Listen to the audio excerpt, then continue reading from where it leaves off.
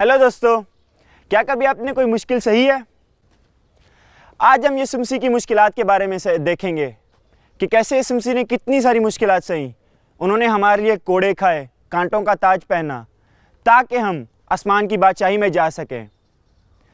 यीशु मसीह ने अपने शागिर्दों को ये सब बताया था और लोगों को, लेकिन किसी ने भी उनका यकीन नहीं किया। जब यीशु मसीह सलीब पर थे तो शैतान ये समझ रहा था कि वो जीत गया है, लेकिन ऐसा बिल्कुल भी नहीं हुआ। यीशु मसीह तीसरे दिन मुर्दों में से जी उठे और मौत और कब्र पर फतह पाई। जिन्होंने यीशु को गिरफ्तार कर लिया था वो उन्हें सरदार काहिन काइफा के यहाँ ले गए, जहां उलमा और कायदीन जमा हो गए थे। पतरस कुछ दूरी बनाकर यीशु के पीछे पीछे चले। वो सरदार काहिन के महल तक पहुंचकर अंदर गए और अंजाम देखने के लिए नौकरों के साथ बैठ गए। सरदार काहिन और सारी मजलिस के लोग यीशु को मरवा डालने के मकसद से उनके खिलाफ झूठी गवाही तलाश कर रहे थे, लेकिन वो मिली नहीं। हालांकि बहुत से झूठे गवाह सामने आए। आखिर में 2 गवाह आकर बोले, इस आदमी ने कहा, मैं खुदा की इबादत गाह गिरा सकता हूं और 3 दिनों के अंदर उसे फिर से बना सकता हूं। इस पर सरदार काहिन ने खड़े होकर कहा, ये लोग तुम्हारे खिलाफ जो गवाही दे रहे हैं, क्या उसका कोई जवाब तुम्हारे पास नहीं है? लेकिन यीशु खामोश रहे। तब सरदार काहिन ने उनसे कहा, तुम्हें खुदा की कसम, अगर तुम मसीह खुदा के बेटे हो तो हमें बता दो। यीशु ने जवाब दिया, आपने ठीक ही कहा। मैं आप लोगों से यह भी कहता हूं, मुस्तकबिल में आप इब्ने आदम को आला व अरफा खुदा की दाहिनी तरफ बैठा हुआ और आसमान के बादलों पर आता हुआ देखेंगे। इस पर सरदार काहिन ने अपना लिबास फाड़ते हुए कहा, इसने खुदा की तौहीन की है तो अब हमें गवाहों की जरूरत ही क्या है? अभी अभी आप लोगों ने खुदा की तौहीन सुनी, अब आप लोगों का क्या ख्याल है? उन्होंने जवाब दिया, यह मुजरिम है और सजाए मौत के काबिल है। तब उन्होंने उनके मुंह पर थूका और उन्हें घूंसे मारे। कुछ लोगों ने उन्हें थप्पड़ मारते हुए कहा, मसीह अगर तू नबी है तो हमें बता, तुझे किसने मारा?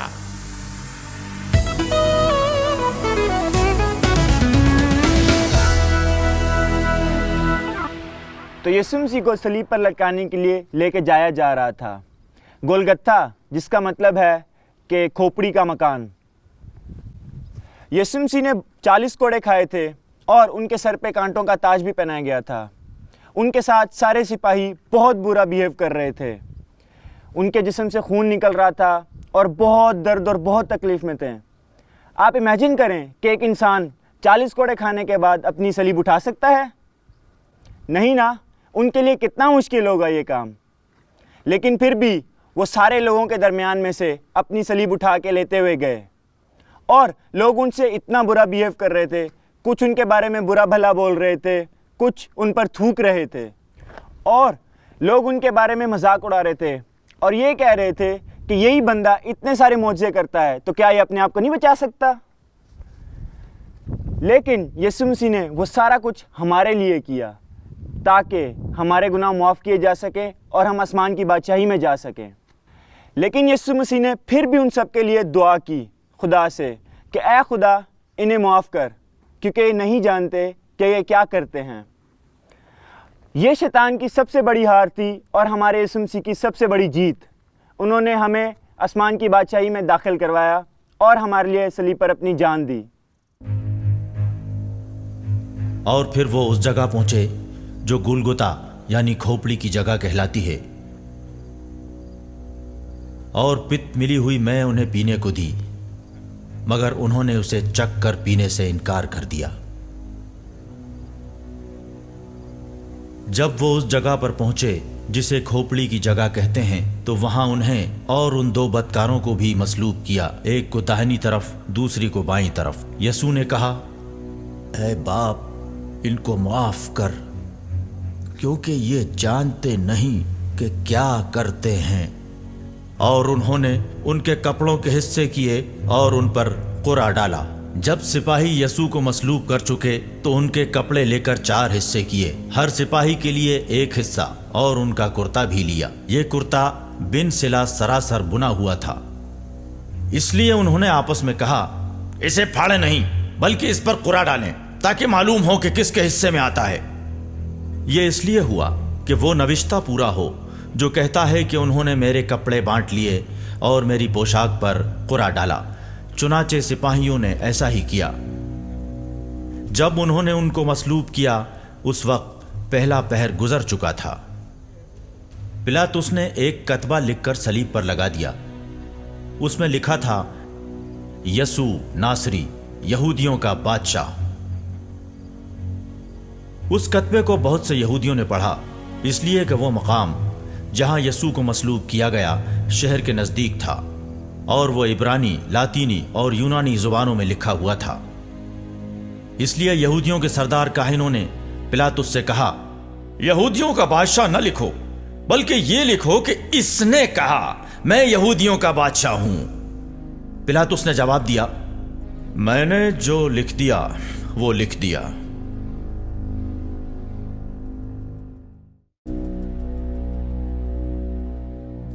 وہ تیاری کا دن تھا۔ یہودیوں نے پلاطس سے درخواست کی کہ ان کی ٹانگیں توڑ دی جائیں اور لاشیں اتار لی جائیں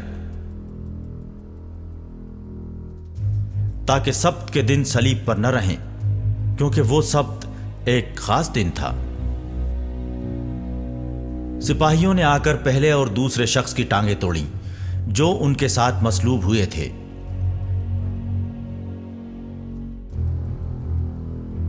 لیکن جب انہوں نے یسوع کے پاس آ کر دیکھا کہ وہ مر چکے ہیں تو انہوں نے ان کی ٹانگیں نہ توڑیں، مگر ان میں سے ایک سپاہی نے بھالے سے ان کی پسلی چھیدی اور فی الفور اس میں سے خون اور پانی بہہ نکلا۔ یہ باتیں اس لیے ہوئیں کہ نوشتہ پورا ہو، اس کی کوئی ہڈی نہ توڑی جائے گی۔ پھر ایک اور نوشتہ کہتا ہے، جسے انہوں نے چھیدا اس پر ہی نظر کریں گے۔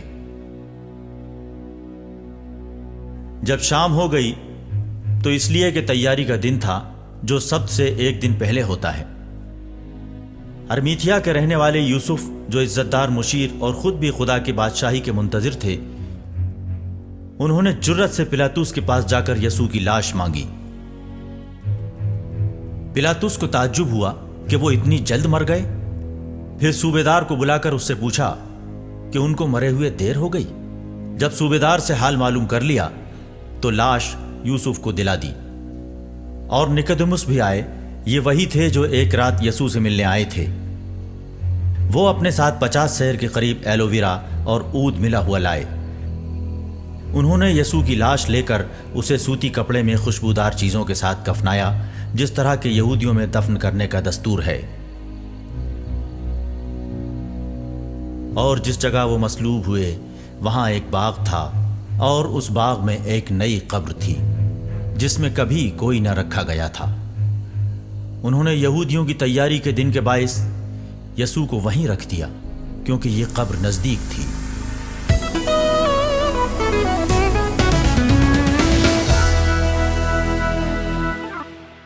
بہت ساری مشکلوں کے بعد اب یسوع مسیح کو صلیب کے پاس لے کے جایا جا رہا تھا، اور شیطان سمجھ رہا تھا کہ اس نے یسوع مسیح کو ہرا دیا ہے، لیکن ایسا بالکل بھی نہیں تھا۔ اور لوگ یسوع مسیح کا مذاق اڑانے لگ گئے کہ اگر یہ بادشاہ ہے یا کوئی مسیح ہے تو کوئی معجزہ کرے اور اپنے آپ کو بچا لے۔ لیکن ایسا بالکل بھی نہیں تھا۔ یسوع مسیح ایک بادشاہ ہی تھے، ایک ایسے بادشاہ جو کہ اپنے لوگوں کو بچانے کے لیے اپنی جان دے رہے تھے۔ اور یسوع مسیح جب صلیب پر تھے تو انہوں نے ایون ان لوگوں کے لیے بھی معافی مانگی جنہوں نے ان کو صلیب پر چڑھایا۔ یسوع مسیح نے دعا کی کہ اے خدا ان کو معاف کر، کیونکہ یہ نہیں جانتے کہ یہ کیا کرتے ہیں۔ یسوع مسیح کے جان دیے بنا ہمیں آسمان کی بادشاہی بھی نہیں مل سکتی تھی، اس لیے یسوع مسیح نے ہمارے گناہوں کو اپنے اوپر اٹھا لیا تاکہ ہمارا خدا کے ساتھ ملاب ہو۔ اور آئیں اب ہم دعا کرتے ہیں۔ خدا تیرا شکر کرتا ہوں میں کہ تو نے اپنا ایک لوٹا بیٹا بخش دیا، اور اس نے ہماری خاطر اپنی جان صلیب پر دی، خون بہایا اور ہمارے سارے گناہ معاف کروائے۔ آمین۔ اب ہم اس پریئر کو لکھیں گے۔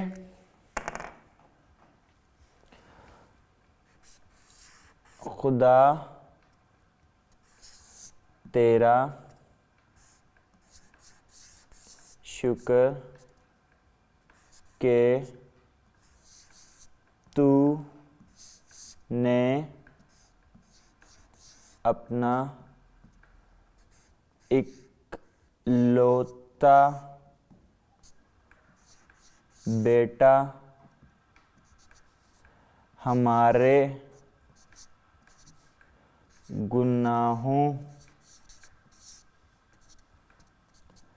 کے لیے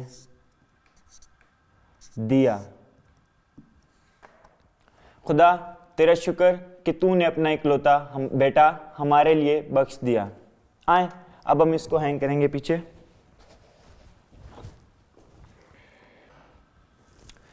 خدا نے اپنا اکلوتا بیٹا بخش دیا اور ہم اس کے بہت شکر گزار ہیں کہ اس نے ہمارے گناہ اپنے اوپر اٹھا لیے۔ ملتے ہیں اگلی قسط میں دوستو، بائے۔